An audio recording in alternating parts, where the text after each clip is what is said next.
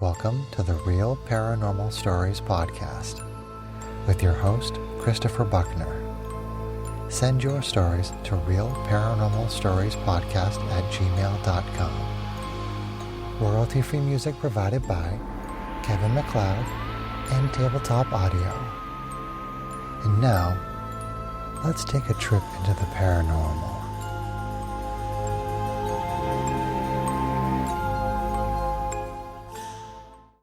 This story comes from Reddit user Alexander_BC. And this is their story. When I was younger, I used to live next to this very old and run-down church. This church was one of the town's original buildings from the late 1800s. It had been remodeled a few times, but mostly the building had maintained its original design. It was a large, square, white, plaster-sided building, with a very short bell tower capping the top of the roof. The church had gone through several owners for various reasons, and had also been used for several purposes while I was growing up. When I was very young, it was basically abandoned, and kids would sometimes play in it. I never really liked being in that church. It just made me feel uncomfortable. So I would rarely go into the church even when other kids were there. At some point it became a night school. The teenagers that had to attend the school would say they would see spooky things out of the corner of their eyes, or hear strange sounds when no one was talking. Very shortly after becoming a night school, they moved the school to another building. They said it was because they needed more space, but all the teens joked that it was because the teachers were frightened of the building. After being empty for another year or so, it was rented out to a family who turned it into their house. The family was lower middle class just like my family, and they rented it because it was cheap. Their living room was basically the bottom floor of the building, since the church hadn't been remodeled into a proper house. It was just being used as one. Even then, I didn't really like that church. It was directly attached to our yard, and I wouldn't get too close to it at night because it creeped me out. Despite the creepy church house, our families became fairly close in the short time they lived there, and my mom would babysit their infant for them pretty often. I was around 13 at the time and was friends with the two other kids who lived in the church. They would tell me they thought the church was a little creepy at night too, but nothing really interesting had happened to them. One night, my younger sister got scared of something and woke me up.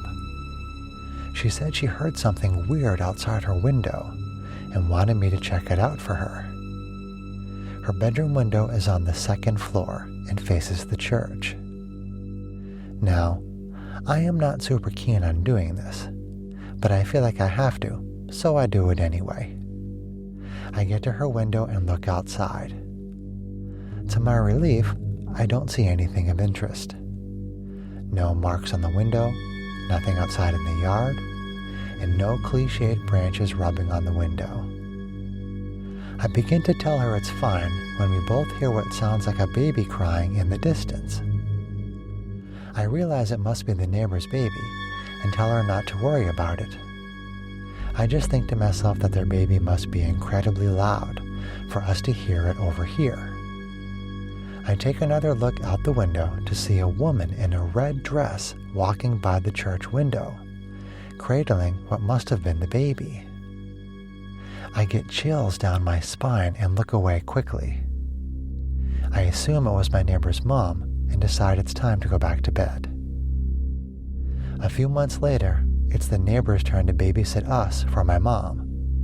My sister and I have to stay the night in the creepy church with our neighbors. The neighbor kids showed us around their house to make sure we knew where everything was. The two kids' bedrooms were upstairs next to the nursery they set up for the baby. Mom and Dad's room was downstairs because it was the biggest bedroom. The kitchen and bathroom were downstairs and attached to the living room. It was an interesting layout for a house, but it was obviously still just a church with a living room set up in the main hall.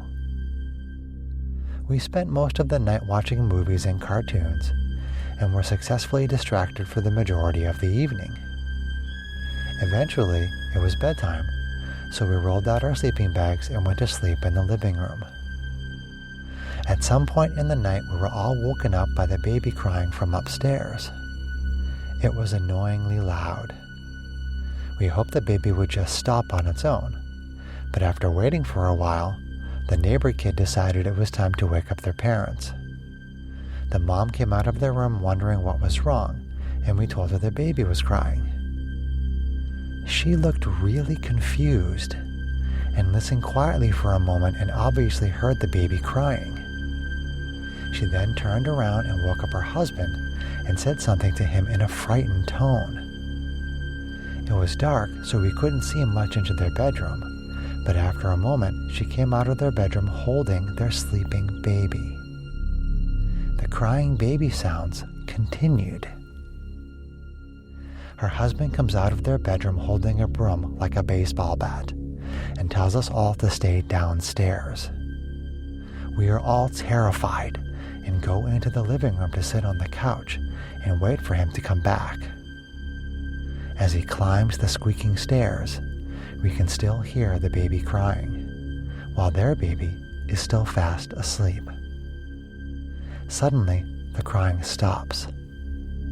You can hear the husband walking around on the old floorboards, creaking with every step.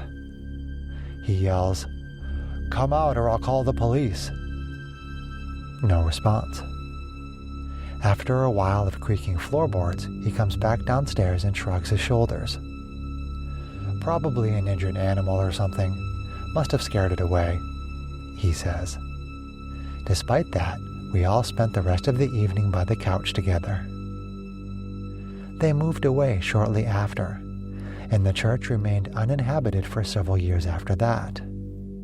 A few years after the baby incident, I became friends with someone who had moved into the house across the street from the church after I had moved away.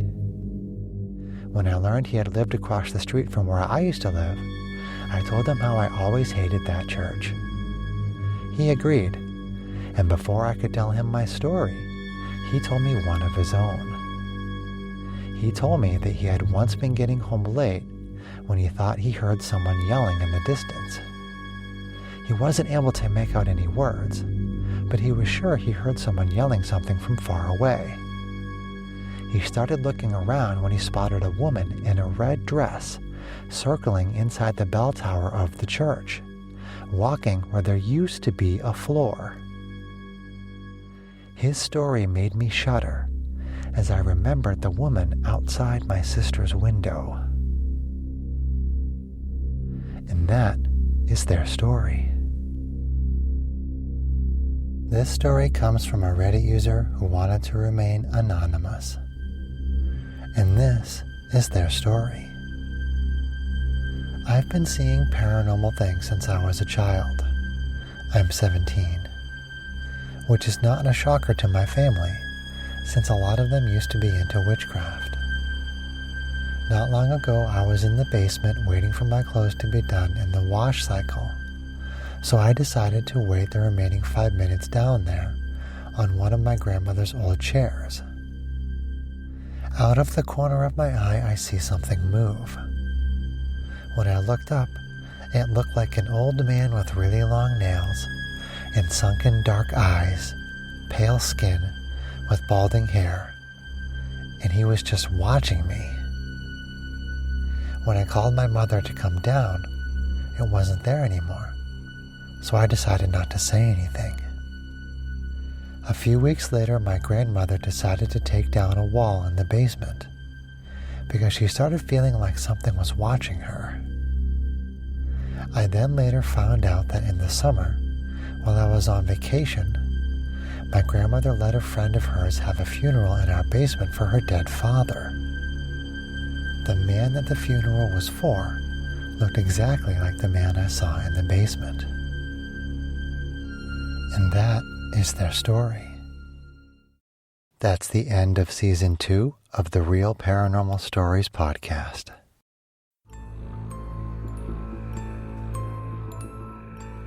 That's all for this episode of the Real Paranormal Stories podcast. If you liked what you heard, please leave us a review anywhere this podcast can be found.